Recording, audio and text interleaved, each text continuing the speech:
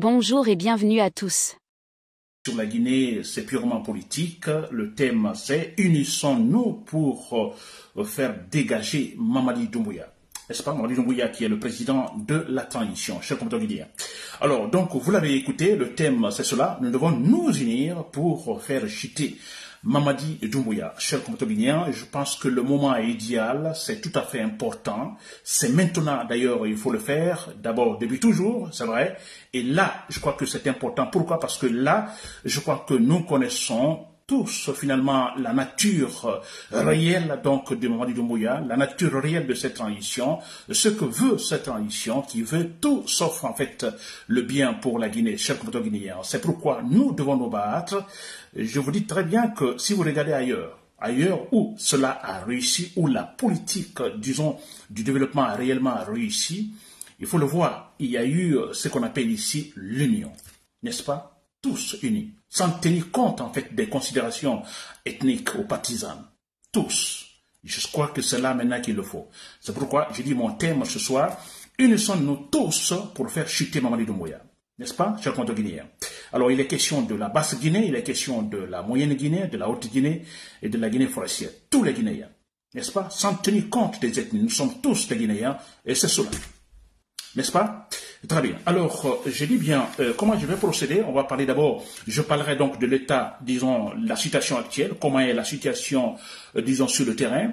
Ensuite, je parle de l'union, pourquoi il faut s'unir, et ensuite, comment il faut agir, effectivement, pour faire chuter Mamadi Doumbouya, chers compatriotes guinéens. Très bien. Alors, vous le savez déjà, alors l'état actuel de la Guinée, rien ne va. Rien ne va. Là, vous le savez, et pas de commentaires, on n'invente absolument rien. Rien ne bouge en Guinée. N'est-ce pas? Et là, je crois que si vous, en fait, écoutez, si vous avez écouté Baouri, le nouveau Premier ministre, si vous écoutez son discours de ce vendredi, vous verrez effectivement qu'il y a blocage total. Rien ne va en Guinée. N'est-ce pas? Alors, c'est normal, l'État est absent. L'État est absent. Mais c'est vrai. L'État est totalement absent, comme le disait Alpha Condé. Alpha Condé disait, quand il est arrivé au pouvoir, il dit, quand je suis arrivé, j'ai trouvé, bon, écoutez, que l'État n'existait pas. Oui, Alpha Condé a dit comme ça, qu'il a hérité d'un pays sans État, c'est-à-dire l'État en faillite. Alors, nous sommes tous dans la même situation. Pendant tout le temps que Alpha Condé, donc, a passé au pouvoir, c'est en fait un pays sans État. Nous sommes encore dans la même situation avec l'arrivée de Mamadi Doumbouya, une Guinée en fait sans État. L'État n'existe pas. Mais c'est très important, quand je parle ici de l'État, la politique, définissant la politique et comme étant, en fait, cette manière, n'est-ce pas, de nous organiser, vous comprenez, nous organiser et à la tête l'État qui doit assurer, en fait, cette organisation. Parce que les hommes, quand nous sommes réunis, alors, vous savez, il y a plusieurs manières, plusieurs comportements, plusieurs caractères. Il faut donc un État, il faut des lois pour organiser la société avec le but, en fait, voilà, d'atteindre le but, avec l'objectif d'atteindre le but, n'est-ce pas? Voilà, chers compatriotes guinéens. Très bien. Alors, cet État n'existe pas en Guinée. Je vous donne quelques éléments prouvant effectivement que l'État n'existe pas. J'ai suivi hier, seulement hier, chers compatriotes guinéens, c'est quand même incroyable. C'est un imam d'une mosquée de Conakry, de la capitale de Conakry, qui parle. Il ne le cache pas, c'est filmé. Je dis bien, un imam de la mosquée qui parle, qui donne un propos, ou des propos, un discours ethnocentriste grave. Pour vous dire que l'État n'existe pas, je vous explique. Alors cet imam ne se cache pas, tranquille, ostensiblement, il donne un discours en disant, bon écoutez, les Peuls, le Fouta ne vous appartient pas. Le Fouta appartient aux Dialonké. Vous quittez, vous allez quitter, vous allez dégager. Il va jusqu'à dire, bon, vous voyez, ils sont tous partis à l'extérieur, alors ils vont tous quitter, ne vous pressez pas les Dialonké, vous retrouverez votre territoire. C'est quand même incroyable. On a un imam qui s'adresse comme ça, effectivement, disons, sans le cacher publiquement. Et on se dit qu'on est dans un État, dans la Constitution, même si vous prenez la charte de la transition, les propos pareils sont interdits. Ça ne se fait pas. Mais parce que l'État n'existe pas, que cet imam se permet de faire cela.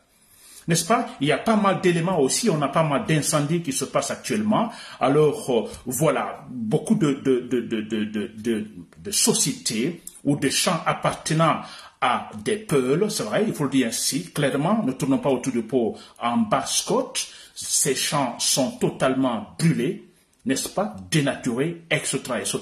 L'État n'existe pas. Pourquoi? Parce que on ne peut pas, en fait, le sinistré ne peut même pas porter plainte. Porter plainte. Où va-t-il porter plainte?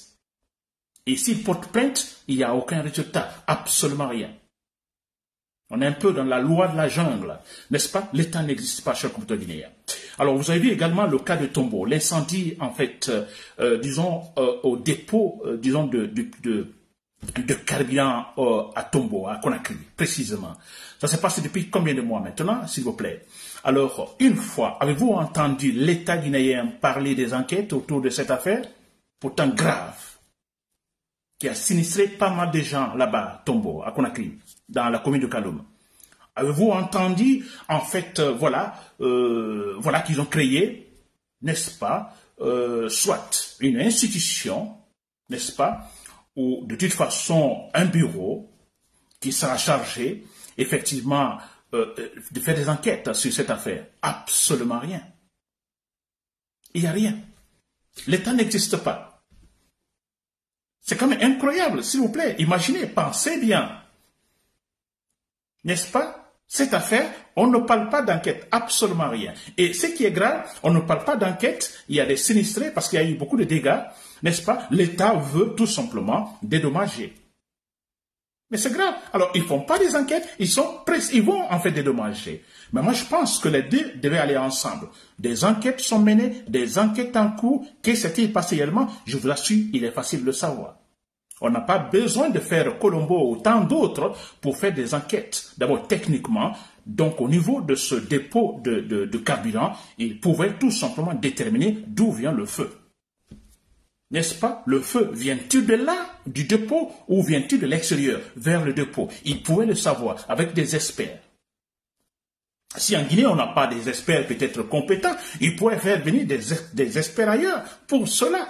On ne dira pas non qu'on n'a pas besoin des gens, des experts de l'extérieur. Non, Mamadi Doumbouya aujourd'hui, parmi sa garde présidentielle, on a en fait des militaires français parmi sa garde présidentielle. N'est-ce pas? On pourrait aussi bénéficier des experts venant de l'extérieur pour finalement, très facilement, détecter, savoir ce qui s'est passé réellement. Non, aucune investigation. L'État existe-t-il en Guinée? Non, chers compatriotes guinéens. Ça n'existe pas.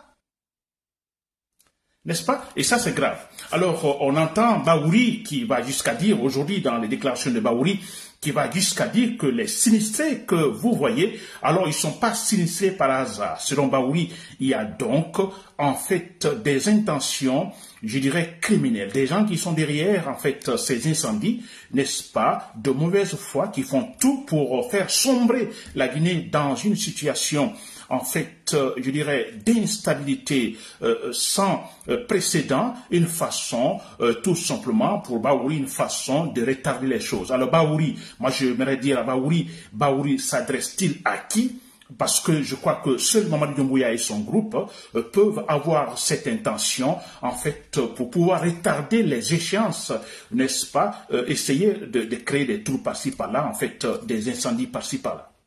Je ne vois pas d'autres groupes qui pourraient penser faire cela.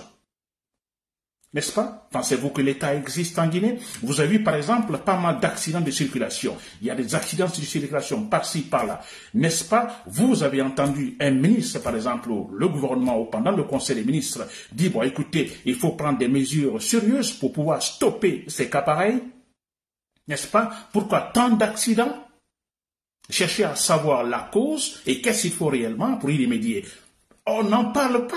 L'État n'existe pas. Et surtout, tout simplement, Mamadi Doumbouya, il a une autre préoccupation. Comment arriver à s'asseoir au pouvoir? N'est-ce pas? Est-ce que l'État existe? On a une transition qui ne devait pas dépasser, en fait, les 3 années. Alors, une transition qui, en fait, est totalement lancée dans des calculs politico-ethnocentristes, c'est-à-dire il faut tout faire pour que, en fait, un peuple n'arrive pas au pouvoir. Je vous le dis, ne tournons pas autour du pot, c'est la vérité, cela. Ça, c'est la vérité. Ils organisent les élections maintenant, ils auront des élections maintenant, ils savent que, tout simplement, que, par exemple, ça se cache pas, Seydou Diallo a toutes les chances de gagner les élections. Sans tricherie. Alors, ils font tout, effectivement, pour éviter cela et retarder cette transition. Et pendant ce temps, pendant qu'ils retardent cette transition, ils mènent encore d'autres combats donc, dans le front, cherchant tout simplement à éliminer, disons, à écarter tous ces opposants. C'est clair parce que je crois que Dansa Kourouma, qui est le président, disons, du Conseil national de transition, il a été très clair. Comment voulez-vous que nous, en fait, organisions, en fait, des élections maintenant, si c'est les mêmes qui gagnent? C'est-à-dire que si on a encore, c'est-à-dire parce qu'ils ont encore ces partis politiques UFDG, UFP et tant d'autres qui sont encore bien plantés sur le terrain. Donc en organisant des élections, il est clair que ces gens arriveraient tout simplement au pouvoir. Alors il faut tout faire, ils ne veulent pas organiser des élections. D'ailleurs, moi, principalement, ce ne sont pas des élections qui m'intéressent, n'est-ce pas? C'est d'abord la nature des institutions. Quand on parle de cette transition, c'est les institutions. N'est-ce pas? Les institutions solides, les hommes qu'il faut à la tête de ces institutions, c'est ce qu'il nous faut maintenant. C'est après on doit parler des élections. Mais le problème, c'est qu'ils font 3 années, on ne parle pas d'institutions. Il n'y a rien comme institution. Absolument rien. Sinon, créer certaines institutions, ça, à leur avantage, vous avez entendu parler des délégations spéciales qui remplacent les maires dans les communes. Ça, c'est dans leur intérêt. C'est bon pour eux parce que toutes ces délégations qu'ils vont nommer, effectivement, vous avez même écouté certains de ces délégués qui parlent, alors ils travailleront les yeux fermés pour Mamadi Doumbouya, clair et net. Imaginez que les élections s'organisent, ces délégations spéciales, les votes doivent passer par ces délégations spéciales, où les données doivent passer par ces délégations spéciales. Alors, mais écoutez, c'est clair qu'ils travailleront tous pour Mamadi Doumbouya. C'est clair et net. L'État existe-t-il en Guinée? Non. L'État en faillite. Rien ne va, chers compatriotes guinéens. N'est-ce pas? Très bien. Alors, chers compatriotes guinéens, c'est pourquoi, pour cette raison, je dis clairement, nous devons nous unir. Il faut l'unité. Unissons-nous pour faire dégager Mamadi Doumbouya. Vous avez vu au Sénégal, je ne dis pas que Macky Sall était un mauvais président, non, mais arrivé à un moment donné, Macky Sall, effectivement, qui ne doit plus se représenter, il a dit qu'il ne devait plus se représenter, bien sûr, mais il y avait un certain calcul cherchant, disons, à faire favoriser une certaine candidature, n'est-ce pas? Alors, mais que s'est-il passé au Sénégal? Il y a eu ce qu'on appelle unissons-nous. N'est-ce pas? Il y a eu cette unité, les Sénégalais. Et là, ils l'ont exprimé dans les urnes. N'est-ce pas? Ils l'ont exprimé dans les urnes, chers compatriotes guinéens. Ce que nous pouvons faire, nous, maintenant, chers compatriotes guinéens, il n'est pas question des élections, mais il est question d'abord de faire chuter Mamadi Doumbouya. N'est-ce pas? Par tous les moyens. Unissons-nous. Et quand je dis unissons-nous, il est question pour une Guinée qui veut travailler. Une Guinée qui veut travailler. Cette Guinée qui veut travailler ne tiendra pas compte des colorations ethniques. Ne dira pas que vous êtes Soussou, vous êtes Peul, vous êtes Malinké, vous êtes Guercé, vous êtes Thomas, vous êtes Kissi. Non. N'est-ce pas? Cette Guinée a confiance tout simplement à sa constitution. La constitution au-dessous de tout le monde. C'est cette Guinée. Quand je dis unissons-nous, effectivement, c'est comme cela il faut le faire. Pour une Guinée qui veut travailler. Je dis bien une Guinée qui veut travailler. Je ne dis pas une Guinée paresseuse, comme maintenant. N'est-ce pas, chers compatriotes guinéens? Alors, vous l'avez compris, j'allais parler également de cette autre situation, en fait, concernant effectivement Mamadi Doumbouya. N'est-ce pas? Concernant Mamadi Doumbouya, alors, on a entendu, ou j'ai entendu également certaines informations à propos de la Constitution qui va être élaborée. Cette Constitution, je vous dis très clairement, sur mesure, d'après les informations reçues. En fait, Constitution sur mesure. Une Constitution qui va aménager, en fait, disons, une place, ou une Constitution dans laquelle il sera question, par exemple, des candidatures libres, hein, ou une constitution dans laquelle il sera question d'une vice-présidence, le président, le vice-président nommé par le président. Et on parle également d'un Sénat. dans ce Sénat un tiers des scénaristes nommés par le président. On parle également dans cette constitution également de la forme des élections, le système en fait des élections. Élection uninominale, il y a élection uninominale, plurinominale. Uninominale qui serait sûrement avantagée par la junte militaire. Élection uninominale en soi, ce n'est pas un problème. Mais quand on parle élection uninominale, il faut parler des différentes circonscriptions. Une constitution qui favoriserait, disons, la Haute-Guinée en ce qui concerne la répartition des circonscriptions. Des circonscriptions, comme on parle, effectivement, ce sont dans la région, dans chaque région, effectivement, on fait une sorte de découpage, n'est-ce pas, ou dans chaque découpage, circonscription, donc on aura également des députés ou des candidats. La Haute-Guinée serait favorisée d'après, en fait, des informations sur le contenu de cette constitution, chers compatriotes guinéens. L'État existe-t-il en Guinée? Non. Très bien. Donc, je reviens sur cette unité guinéenne. L'unité guinéenne, donc, l'importance que nous devons nous unir pour, effectivement, disons, combattre Mamadi Doumbouya, le faire chuter.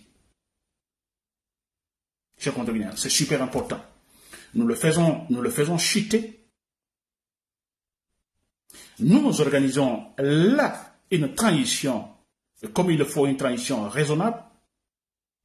Une transition raisonnable, disons, transparente, qui prendra des décisions transparentes. Quand je parle de transition raisonnable, 6 mois, 1 an ou 2 ans, qui prendra des décisions tout à fait transparentes et raisonnables. Chers compatriotes, n'est-ce pas? Alors, comment il faut procéder pour faire tomber Mamadi Doumbouya? Ça, c'est clair. Et là, vous le savez, je n'ai en fait qu'une seule option, c'est l'option militaire. L'option militaire, chers compatriotes guinéens. Oui, je ne vois pas autre option. Voulez-vous que nous passions par, disons, cette méthode consistant à faire raisonner Mamadi Doumbouya pour qu'il revienne sur sa décision ou qu'il revienne, ou de toute façon qu'il retrouve, disons, la clarté, la raison? C'est impossible. C'est impossible. Non seulement Mamadi Doumbouya, c'est un monsieur qui ne vaut rien, qui ne sait absolument rien, il n'a aucune formation, n'est-ce pas? Aucune formation, pour ne pas dire formation académique, non. Donc il ne réfléchit même pas. Ensuite, qui est entouré par les mêmes personnes, parce que si vous voyez, c'est quand même ça fait rire, on a des personnalités aujourd'hui, disons en Guinée, on prend Aboubakar Sidiki, le ministre des Finances, ce sont des personnalités clés. C'est quand même incroyable. Ou Amara Kamara. N'est-ce pas? On a que ces gens, alors ce sont des gens qui ont des idées, en fait, je dirais, toxiques, négatives, de vengeance. Ils ne vont jamais raisonner. Jamais raisonner. Voilà pourquoi, moi je dis l'option militaire, donc, est la meilleure. On dira non, mais écoutez, camarades, mais écoutez, je dis bien l'option militaire la meilleure. Alpha Condé, comment est-il parti? L'option militaire. Et je disais la même chose, l'option militaire. Alpha Condé, mais vous avez vu Alpha Condé, la tête qu'il a? Pouvait-on raisonner Alpha Condé? Mais c'est impossible. C'est impossible, c'est un fou totalement. Donc il fallait l'option militaire. Et là, voilà, c'est ce qui s'est passé. Et maintenant, c'est la même chose. Mamadi Doumbouya, il faut l'option militaire. Les gens qui se battent pour le sécuritarisme, ils sont convaincus que, bon voilà, l'option, la meilleure politique pour la Guinée, c'est le sécuritarisme. Mais c'est vrai. Le sécuritarisme, ils se battent pour un bipartisme.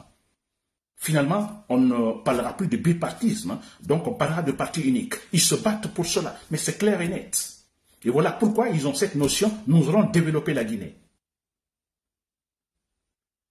N'est-ce pas? Pensez-vous pouvoir raisonner ces genres de personnes? Jamais. Il faut l'option militaire. N'est-ce pas? Et là, sur ce côté, je compte sur les militaires. Je vous assure, j'ai confiance. Je sais qu'à tout moment, des militaires vont réagir. Certains militaires vont réagir. Et là, je parle toujours de l'option, il y a pas mal de, en ce qui concerne des cas, des actions, je dirais, isolées.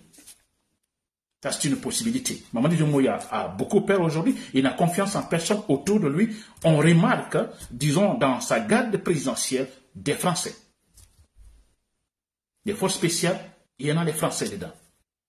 Il n'a plus confiance. Mais là, ça ne nous inquiète pas. Nous connaissons le cas, en fait, des Français, des militaires français enrôlés, en fait, dans les gardes présidentielles dans certains pays. On a vu comment c'est mal passé. Je prends le cas de Rwanda, même au Gabon. Là, ça ne nous inquiète pas. Il suffit d'enlever la tête. Mamadi Doumbouya, enlever, c'est que le reste ne vaut absolument rien. Et là, je compte beaucoup sur Claude Pivy, c'est vrai. Claude Pivy, c'est un élément important. On me dira, non, c'est un bourreau. N'est-ce pas? Ce qui est important aujourd'hui, c'est d'enlever Mamadi Doumbouya. Moi, j'ai confiance en Pivy. Je ne dis pas que Pivy est parfait. Je ne dis pas qu'il est parfait. Mais là, il est aujourd'hui. Je pense qu'il veut, s'il veut être héros, c'est bien le moment de le faire. C'est bien le moment de le faire. Je ne vais pas essayer de me mêler de ce qui concerne le procès. C'est un procès bidon concernant, je parle du procès d'Addis du 28 septembre. C'est bidon. Mais je me rappelle d'une chose, quand il y a eu ce massacre au stade du 28 septembre, j'ai écouté RFI, Pivy qui était interviewé sur RFI et qui disait, quand on l'a expliqué, on l'a parlé des tueries, sa première réaction, oh bon Dieu, ils nous ont mis dans le pétrin. Sur RFI, Pivy l'a dit, oh, ils nous ont mis dans le pétrin. Alors je dis à Pivy, Pivy, vous voulez être héros, c'est bien le moment. N'est-ce pas? Il faut renverser Mamadi Doumbouya, libérer les prisonniers politiques qui sont nombreux, qui sont prisonniers politiques. Je prends Kassori Fofana, ce sont des prisonniers politiques. Finalement, ce sont des prisonniers politiques. Parce que Mamadi Doumbouya a peur d'eux. Damoro Camara, prisonnier politique. Et Dadis Camara, c'est un prisonnier, mais c'est une façon sur le procès du 28 septembre, c'est une manière pour Mamadi Doumbouya de bluffer, pour dire, bon, écoutez, vous voyez, je me bats pour la démocratie, Alpha Condé a refusé d'organiser ce procès, et moi je le fais. C'est une façon c'est de l'hypocrisie, tout court, parce que, écoutez, Dadis, on l'accuse de quoi? Qu'il a tué, mais Mamadi Doumbouya tue maintenant. N'est-ce pas? Alors, Pivy, c'est une occasion pour vous, on fait tomber Mamadi Doumbouya, on libère tous ces prisonniers. Et ensemble, n'est-ce pas, ensemble, de façon démocratique, républicaine, on verra ce qu'il faut faire. Le cas du 28 septembre. Hein? Toutes ces tueries, pas seulement le cas du 28 septembre, d'Addis, il y a eu des tueries au temps d'Alpha Condé. Beaucoup de tueries. Beaucoup sont morts, s'il vous plaît. Alors là aussi, qu'on juge, qu'on arrête pas mal de gens, ils sont nombreux. Dans ce cas, Mamadi Doumbouya aussi serait également devant la barre, mais ils sont nombreux. Tous qui travaillaient pour Alpha Condé, qui tuaient pour Alpha Condé. La ministre ethnocentriste de Alpha Condé. Tous. Mais oui, ce n'est pas seulement Dadis. Ce n'est pas le groupe de Dadis, s'il vous plaît. Le groupe de Alpha Condé. N'est-ce pas? Et maintenant, le groupe de Mamadi Doumbouya, qui aussi est en train de tuer, s'il vous plaît. Vous voyez? Alors bon, donc, s'il faut vraiment réagir légalement, honnêtement, sérieusement, alors bon, écoutez, moi je pense qu'il ne faut pas se limiter au cas d'Addis Camara.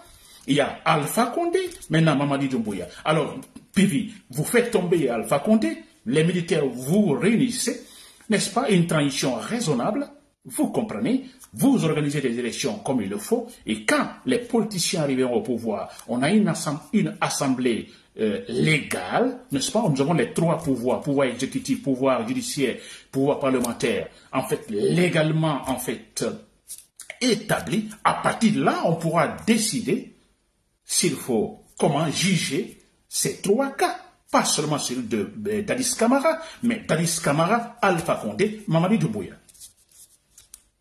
N'est-ce pas? S'il faut le juger, on le juge. Et s'il faut pardonner, on pardonne. Mais pour tous. C'est une injustice de placer Dadis comme ça en prison et de juger son cas. N'est-ce pas? Très bien. Donc, Pivi, vous l'avez compris, je crois que vous ne devez pas avoir de complexe. Vous connaissez mieux la Guinée que n'importe qui. Vous êtes un très bon militaire, courageux. Vous avez pas mal de connexions. Vous connaissez beaucoup mieux. Donc, face aux forces spéciales, je crois qu'il n'y a pas combat. Vous pouvez bien réussir, Pivi, cher contre Guinéen. N'est-ce pas? Et les autres? Les partis politiques. C'est clair. On ne doit pas accepter Mamadi Doumbouya. Cette année, c'est la fin de cette année, il doit dégager. C'est la fin de la transition. Il a juré de respecter, en fait, son engagement. La fin de la transition, c'est maintenant. Cette année. Les partis politiques, préparez-vous, préparez vos discours, préparez vos militants, c'est clair. N'est-ce pas? Les organisations, en fait, disons, je vais parler des plateformes politiques, n'est-ce pas? Ou les organisations syndicales, tous préparez-vous. Ne regardez pas, s'il vous plaît, les colorations ethniques. Et parce que comme ça, on ne va nulle part. L'État guinéen, en fait, qui n'existe pas, Mamadi Doumbouya, il n'y a plus d'argent. Ils n'en ont pas. Donc, c'est la souffrance. On va souffrir beaucoup. Alors, pourquoi allons-nous pas nous retrouver, nous unir ensemble, demander le départ de Mamadi Doumbouya? Parce que avant décembre, il faudra créer, en fait, un autre gouvernement à part. Un gouvernement d'union nationale qui sera créé parallèlement donc au fameux gouvernement de Mamadi Doumbouya. Ça, il faut le faire, donc préparons ça dès maintenant. Un gouvernement d'union nationale qui sera créé parallèlement au gouvernement, en fait, barbare de Mamadi Doumbouya. Ils veulent le chaos, nous créons le chaos, tout simplement. Avec le chaos, vous verrez, viendra la paix, viendra la meilleure organisation, et viendra la bonne gouvernance, chers compatriotes, sans pitié. Donc, des actions isolées, je crois que c'est très important. Il ne faut pas, donc, en fait, disons, minimiser ce point, les actions isolées. Il est question tout simplement d'abattre Mamadi Doumbouya. À la Baye Manassara, il ne faut pas se le cacher. C'est un criminel. On l'abat et puis voilà, la vie continue, la Guinée continue. Espace contre Guinéen. C'était Nabilaï Moussa Kamara depuis Bruxelles. Merci pour l'écoute. Et j'oubliais avant de terminer, il y a ce discours aussi de Bano Barry, ce monsieur qui s'est dit docteur en sociologie. J'ai écouté son discours, vous l'avez sûrement écouté. Alors il parle, disons, de la Guinée, il parle effectivement de la Guinée qui va être envahie finalement par les étrangers, c'est vrai. Alors, je suis totalement d'accord avec le contenu de son discours, c'est vrai, mais ce qui me contrarie un peu, c'est que ce monsieur qui dit que nous, Guinéens, nous ne réfléchissons pas, c'est vrai, on ne réfléchit pas, il a raison, Bano Barry. Alors, mais ce que je ne comprends pas, que ce même Bano Barry, vous comprenez, a été capable d'accepter la main tendue d'Alpha Condé, sachant réellement qui est Alpha Condé. Parce que si nous sommes dans cette turbulence politique aujourd'hui, où rien ne bouge, rien ne va, n'est-ce pas? C'est créé par Alpha Condé. Et ce même Alpha Condé a pu convaincre Bano, ce monsieur qui s'est dit être le premier docteur en sociologie en Guinée, il a été capable d'accepter d'être ministre de Alpha Condé. Alpha Condé, l'homme toxique, caractère diabolique, politique diabolique, il a accepté de travailler avec Alpha Condé. Alors, je me dis, quand il dit que nous, bien, ne réfléchissons pas, lui qui est docteur, s'il vous plaît, en sociologie, je crois qu'on peut dire qu'il réfléchit beaucoup mieux, n'est-ce pas? Ou il doit réfléchir beaucoup mieux qu'un Guinéen ordinaire. N'oubliez pas de vous abonner et d'activer la cloche de notification pour rester informé de nos prochaines vidéos. Restez à l'écoute pour les développements passionnants à venir.